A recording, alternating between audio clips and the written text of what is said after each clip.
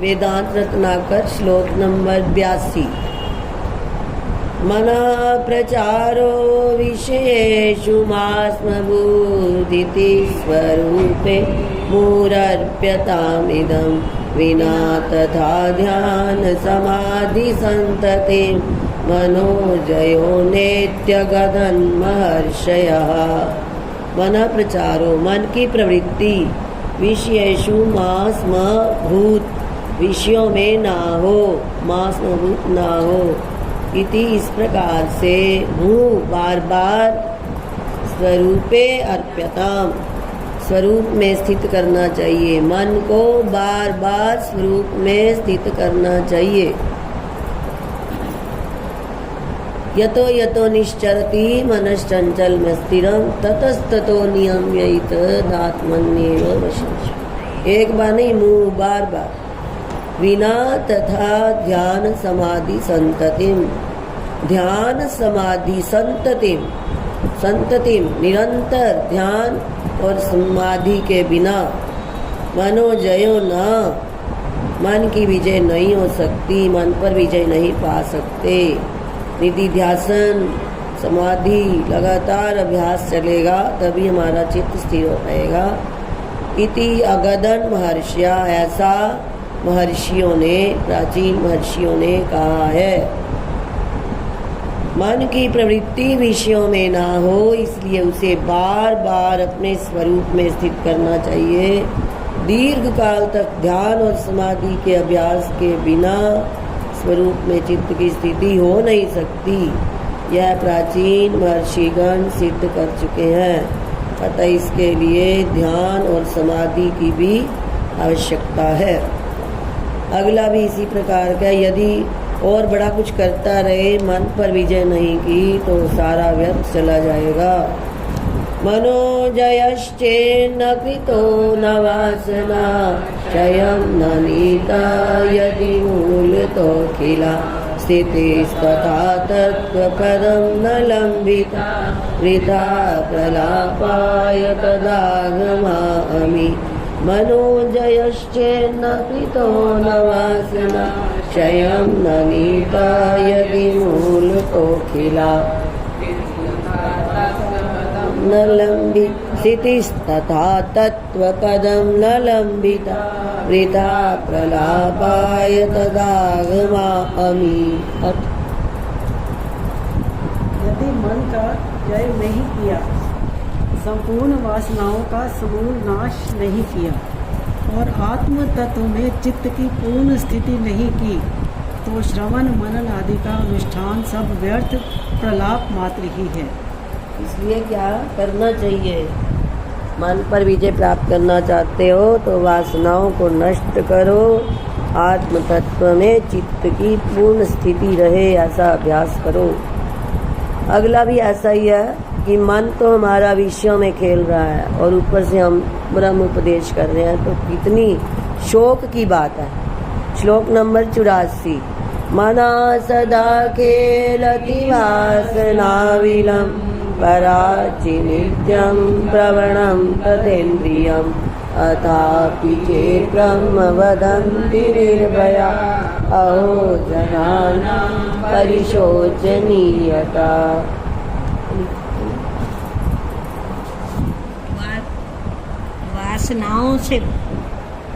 वासनाओं से बसा हुआ चित्त सदा विषयों ही में खेल रहा है और इंद्रिय गण सर्वदा अनात्म वस्तु में ही तत्पर रहती हैं।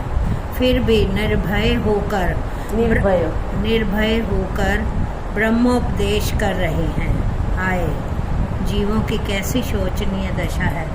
तो अब उपाय बता रहे, क्या करें? इंद्रियों को वश में करें। तथा परागात् पक्षवर्गकं निरुद्ध्य यत्नेन मुमुक्षुराधिका मना समाधाय च मानतोमिते विलोकये त्वं गुरुदिष्टयातिशा। आत्मबोध और मनोनिरोध दोनों ही आवश्यक होने के कारण पहले मुमुक्षु अनात्म की ओर जाने वाली इंद्रियों को यत्न पूर्वक रोककर शास्त्र प्रमाण से निश्चित वस्तु में चित्त को निरुद्ध करे और पूर्वोपदिष्ट मार्ग से आत्मा का साक्षात्कार करे। तथा इसलिए इस कारण से परागत पराक्ष वर्ग कम, इसका अर्थ है इंद्रियां जो बाहर विचर रही हैं उनको यत्नेन निरुद्ध्य, यत्न पूर्वक रोकना पड़ेगा, आसानी से नहीं। आदिता प्रारंभ से ही मुमुक्षु ऐसी बहिर्मुख इंद्रियों को विषयों से यत्न पूर्वक रोककर मना समाधाय और मन को निरुद्ध करके मानतो मिते गुरु उपदिष्ट मार्ग से मानतो मिते विलोकये स्वम अपना दर्शन करे, अपने आत्मबोध को प्राप्त करे, अपना साक्षात्कार करे अपने स्वरूप का। गुरु दिष्टया दिशा, गुरु के द्वारा दिखाए गए मार्ग से, और मानतो मिते आ जाएगा शास्त्र प्रमाण से, जो शास्त्रों में प्रमाण दिए गए हैं यानी आप वाक्यों से और गुरु के दिखाए हुए मार्ग से अपने मन का समाधान करके अपने आप को देखे मेरा स्वरूप क्या है।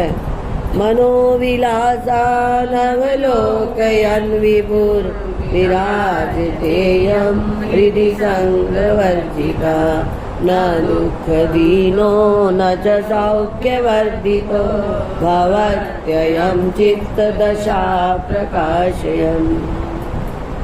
मनोविलासान अवलोकयन, मन की वृत्तियों को देखता हुआ, विभु यह व्यापक सर्वव्यापक आत्मा परमात्मा हृदय में विराजते विद्यमान है। संग वर्जिता, जो संग से रहित है, जो दुख से दीन नहीं होता और सुख से जिसमें वृद्धि नहीं होती, न दुख दीनो न च सौख्य वर्धितो। चित्त दशा प्रकाशयन, सुख दुख दोनों जो चित्त की अवस्थाएं हैं उनको प्रकाशित करता हुआ अयम यह हृदय वर्तते, हृदय विराजते, यह हृदय में विराजमान है, ऐसा वो हो जाता है। जो ज्ञानी पुरुष है वो सदा एक रस ही रहता है, भवती सदा एक रस रहता है। सर्वव्यापी परमात्मा मनोवृत्तियों का साक्षी बनकर हृदय में विराजमान है और चित्त के सुख दुखों को प्रकाशित करते हुए भी असंग होने के कारण उसके दुख से दुखी और सुख से सुखी नहीं होता, किंतु सदा एक रस ही रहता है। स्वान्ते विभान्तं प्रतिबोधमन्तं स्वान्तं नितान्तं प्रविदारयन्तं शान्तं न विन्देत जनो यदीमं नान्तं व्रजे जन्म जरामितीनाम्। अपने अंतःकरण में उसकी वृत्तियों के साक्षी रूप से प्रकाशमान और हृदय के अंधकार को समूल नष्ट करने में समर्थ शांत स्वरूप परमात्मा को जब तक पुरुष प्राप्त नहीं करेगा तब तक वह जन्म जरा वृद्धावस्था मृत्यु स्वरूप अनर्थमय संसार से मुक्त नहीं हो सकेगा।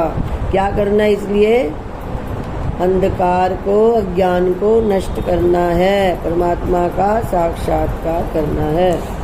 आत्मा च नामात् चलम्बनीयो जग्युर्बुधावे प्रतिषेद्धमेतत् तस्मादसौरदतयैव लभ्या कण्ठस्थानीकरसन्निपाशः। यद्यपि नित्य प्राप्त होने के कारण आत्मा को प्राप्तव्य कहना सर्वथा विरुद्ध है, तथापि आत्मा प्राप्तव्य इसका अर्थ है कि प्राप्तत्वेन रूपेणैव आत्मा निश्चेतव्या, अर्थात आत्मा नित्य प्राप्त है इस प्रकार ही निश्चय करना। जिस प्रकार गले में पड़े हुए हार की विस्मृति होने पर हार मेरे कंठ में है, इस प्रकार निश्चय होना ही उसकी प्राप्ति है। लब्धतयैव लभ्या, आत्मा भी प्राप्त ही है, नित्य प्राप्त की प्राप्ति है। अब आगे बतला रहे हैं श्लोक नंबर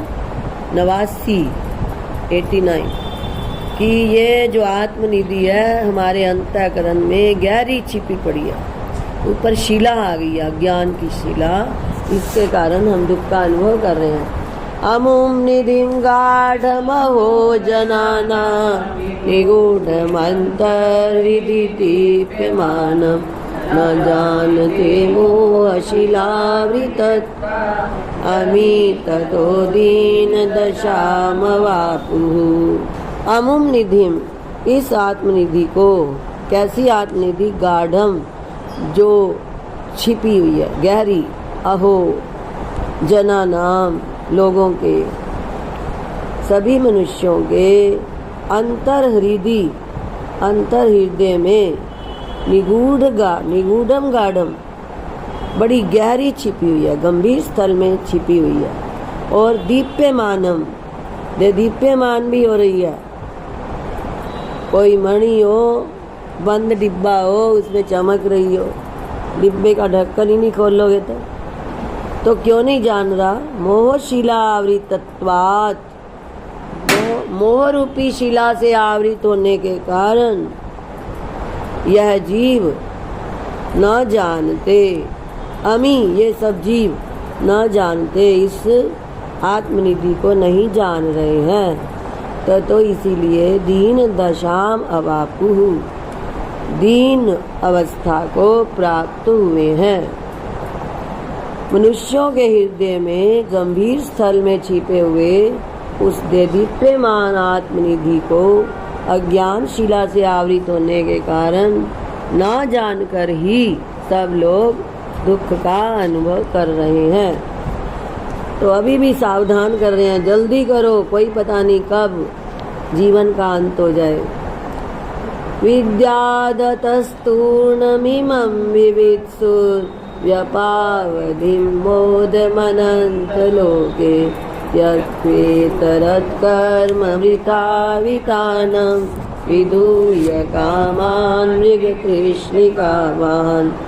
निरवधि सुख को प्राप्त करने की इच्छा वाला पुरुष, निरवधि सीमा रहित निरवधि सुख को प्राप्त करने की इच्छा वाला पुरुष व्यर्थ आडंबर वाले कर्मों को और उनसे प्राप्त होने वाले मरुमरीचिका के जल सदृश स्वर्ग आदि विषयों को छोड़कर अपनी हृदय कंदरा में सर्वदा भासमान परमात्मा का साक्षात्कार करे, तभी संसार का बीजभूत अज्ञान नष्ट होगा और तभी इसको अचल पद की प्राप्ति होगी। 90 श्लोक था ये। अब 91 श्लोक नंबर 91। पुष्पित छंद। अयमहमखिलेश्वरश्चिदात्मा किमिहमयानुपलब्धमस्ति लोके सति जड जगतां मयि प्रचेष्टा तदहमहो जगदन्तरात्मभूतः। मैं सारे जगत के स्वामी चिदात्मा से अभिन्न हूँ, अतः संसार में मुझे कौन वस्तु अप्राप्त हो सकती है। संपूर्ण जड़ जगत की चेष्टा मेरी ही सत्ता से होती है, इसलिए जगत का अंतर्यामी और प्रेरक भी मैं ही हूँ। जगदिदमखिलं मयि प्रभातं न मदतिरिक्तमपि प्रलोके न मदतिरिक्तमतोऽन्वपि प्रलोके जगदिदमखिलं मयि प्रभातं न मदतिरिक्तमतोऽन्वपि प्रलोके व्यपगतमपवद्भयं समस्तं भयमितरभ्रमभासितं यदूचु।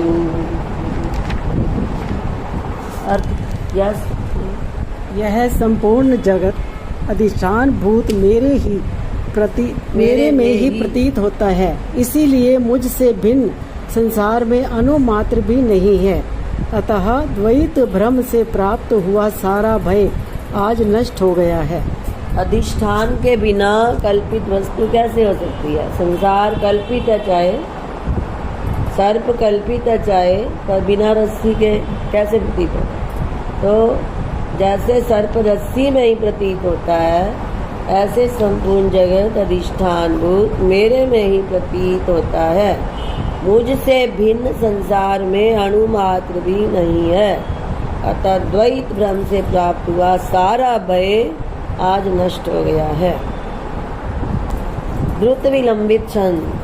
सुखमनन्तमिदं जगतामहं मयि तु दुःखलवोऽपि कथं भवेत्। न खलु लोकविलोकनकेरवानुपधानतमा समदर्शकी। जब मैं समस्त जगत को आनंदित करने वाला और अनंत सुख स्वरूप हूँ, तब मेरे में दुख का बिंदु भी कैसे संभव हो सकता है। बूंद भी नहीं है दुख की, बिंदु भी। सुख स्वरूप हूँ, अनंत सुख स्वरूप हूँ। मई तू दुख लवोपि कथम भवेत्। दुख का लव बिंदु मात्र भी कैसे हो सकता है। मैं तो अनंत सुख स्वरूप हूँ। न खलु लोकविलोकन के रवौ।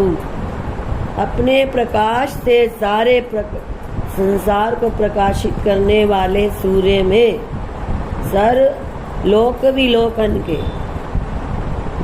संसार को प्रकाशित करने वाले रवौ सूर्य में अनुपधान तमा समदर्शकी। न किसी ने अंधकार को नहीं देखा है। अंधकार है ही नहीं, सूर्य में अंधकार है क्या।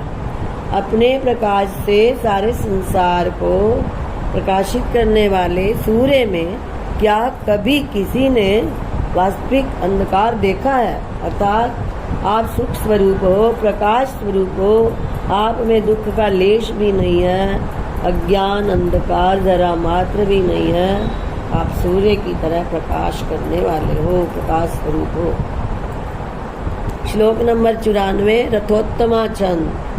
काम पाश परिणद्ध मानसो जंतुरेश जगति अजायते। शारदाभ्र परिशुद्ध चेतसो ब्रह्मणश्च मम जानकी दृशम्। काम रूपी पाश में चित्त के बंधने पर ही जीव को संसार में जन्म लेना पड़ता है। शरतकालीन मेघों के समान निर्मल चित्त होने के कारण ब्रह्म स्वरूप मेरा जन्म नहीं हो सकता। श्लोक नंबर 95 रथोत्तमा छंद। या बिभर्ति जगदेतदद्भुतं जगदेतदद्भुतं। या बिभर्ति जगदेतदद्भुतं वासना वितथ भोग भासुरा। जीवलोक मृगवा गुरादुना सावबोध बल व्यशीर्यत व्यशीर्यत। पुष्पगीत। जो मिथ्या विषयों के द्वारा पुष्ट होने वाली और जीवगण वेदों को बांटने के लिए जाल के समान तथा इस जगत की स्थिति में प्रधान कारण है, वे वासनाएं भी आत्मज्ञान के उदय होने से नष्ट हो गई। श्लोक नंबर 96 रथोत्तमा छंद। वीत शोकमति लोकमेककं ज्योतिरेव जगदन्तरिक्ष्यते। न स्म भाति न च भाति वस्तुतो भास्यतीदमिह विश्वडम्बरम्। वीत शोक मति लोक का छूटा हुआ लगा देखो। शोक मोह आदि समस्त संसार धर्मों से रहित एक अलौकिक चैतन्य ज्योति ही जगत के अंदर अनुस्यूत दिखाई देती है और इसी से जगद आडंबर का त्रैकालिक अत्यंताभाव हो गया है। जगत है ही नहीं तीनों कालों में, उसका अत्यंत अभाव हो गया है। जब चैतन्य ज्योति बाहर अंदर सब जगह दिखाई देने लग जाती है, आत्मा का साक्षात्कार हो जाता है,